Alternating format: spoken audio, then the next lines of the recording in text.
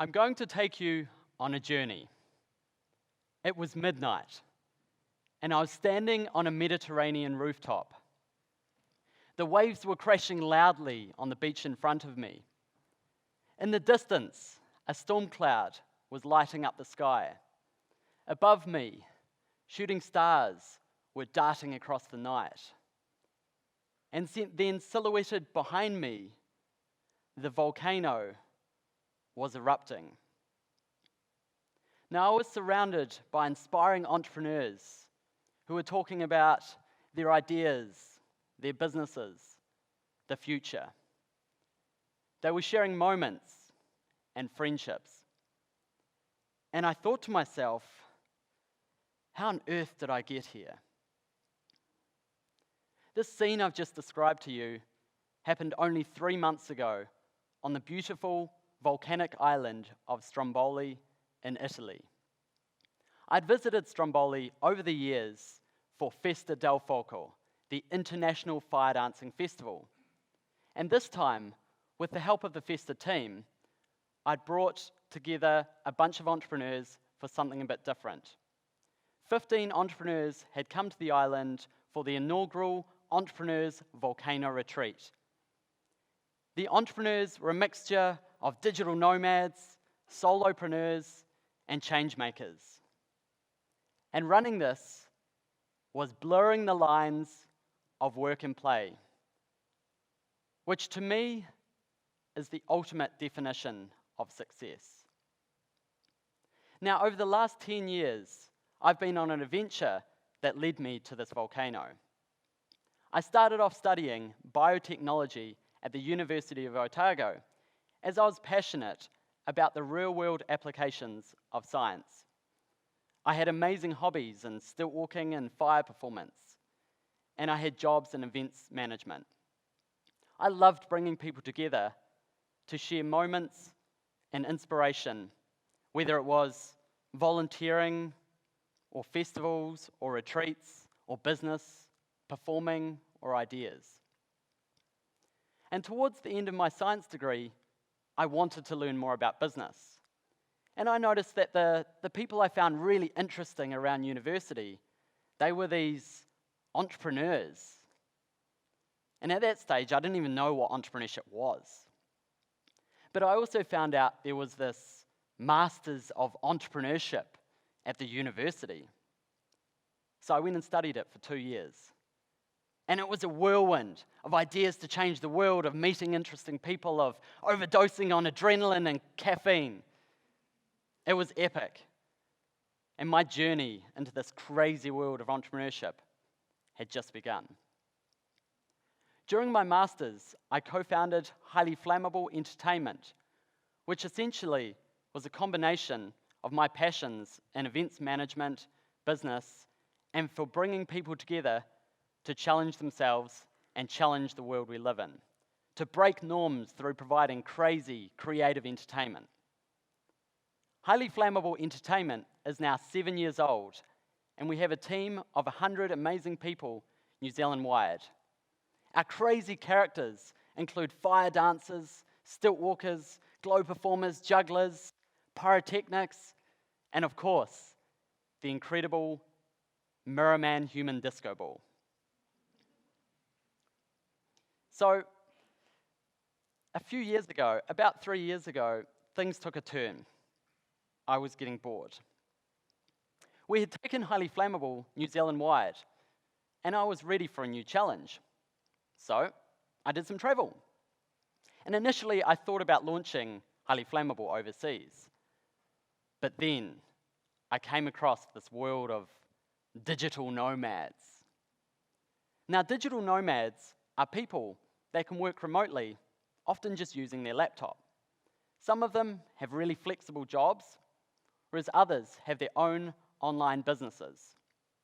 So I started learning about this new way of working and living. I was learning about lifestyle entrepreneurship and remote working. I read The 4-Hour Workweek, which is an amazing book for these ideals. Reading The 4-Hour Workweek really inspired the next part of my journey. So I started to manage Highly Flammable more remotely. I started to create some online courses, and I expanded on my entrepreneurship teaching work. And of course, I was getting to travel all over the world, and it was amazing. Hot pools in Iceland, Burning Man Festival in Nevada, getting to meet Richard Branson. I even got to go hiking in the mountains of Kyrgyzstan. Then 2 years ago, I got to do a piece on 60 Minutes with Carly Flynn, where we got to paint this world of the digital nomads, where we got to have our cake and eat it too, travel the world while running our businesses remotely, skipping the 9-to-5 grind. People online and friends and family, they were saying, "Wow, congratulations, Logan. You're so successful. You're doing all these amazing things." I mean, imagine if you were in my shoes, right? You would have been having a great time too. But it sort of reached a point where I was hitting this wall. I mean, it was fun. But where was the future in it? Where was the passion and the purpose and the meaning? In the past, where I was blurring those lines of work and play, now I was kind of just working and then playing. It all started to seem a little bit self-centered and hedonistic, and I started to feel isolated. I was also disconnected from that amazing Highly Flammable team and community that I'd built. I was lacking those epic conversations that I used to have. I met some cool people on my adventures, but most of them just didn't seem that interested in their businesses. They wanted to talk about the latest surf trip to Bali, but their business was some boring blog or some internet marketing thing that kind of sounded like a scam. So I started some self-reflection. I started to really think about what it is I want to do and for the world. And I started searching for other like-minded, passionate people and communities. And I found that these communities do exist. Communities like DNX, a digital nomad community based out of Berlin. I also started attending retreats, like fellow Kiwi Natalie Sisson's Freedom Retreat in Bali. Then, of course, I started running my own retreats too, the Volcano Retreats. The other thing I did was I reconnected with my Highly Flammable team and community. And I saw more of the purpose and the passion behind Highly Flammable as well. See, it's not just about the flashy mirrored suits, the flames, or the stilts. It's about this amazing community of people that challenge themselves, build personal confidence and professional development in a supportive environment. And I saw that to really blur those lines of work and play, there were 3 key things that I needed to refocus on. Passion and fun for what I was doing, meaningful work that really matters, and that amazing supportive community around me. So let's think about this a little bit more deeply. Business is hard, right? Like, it's really, really hard. It's those things that those online entrepreneur memes often forget. The late nights, the lack of direction, the painful lessons, the challenging employees, the tough clients, sometimes getting burned, sometimes literally. Maybe some of those things are the reasons why you haven't started a business yet. Or maybe you see this world of entrepreneurship as a little bit self-centered. Then there's all of this kind of marketing-y, dreamy, scammy-sounding stuff. Is it even real? Would you leave your stable, reliable, full-time job for that? See, the thing is, when you build a business based on passion and meaning, with that surrounded by that amazing community, it actually builds a more robust business. It builds a business that you're going to stick around for, a business that you'll leave your day job for. And when those challenges come, you're going to break right through them. So this journey I've been on, I took the long road. And I want to help you to skip the hard parts, because it's so much harder to bolt this stuff on later. So I'm going to get into some hows. So, firstly, you don't want to be working at some desk doing something you don't care about, building someone else's dream. Entrepreneurship is about solving problems that you care about, or as I like to say, solving real pains. Richard Branson once said, if you aren't making a difference in other people's lives, then you shouldn't be in business. So what are some problems that you care about? What are some things about the world that really annoy you? Secondly, what are your passions? Write out a list. What are some things that get you really excited? What are some of your hobbies? How do you spend your spare time? If you never had to work again, what would you do? Then, build that supportive community around you from the start, even before you come up with that idea. Surround yourself with inspiring entrepreneurs. Start a mastermind where you bring together people to talk about challenges and wins.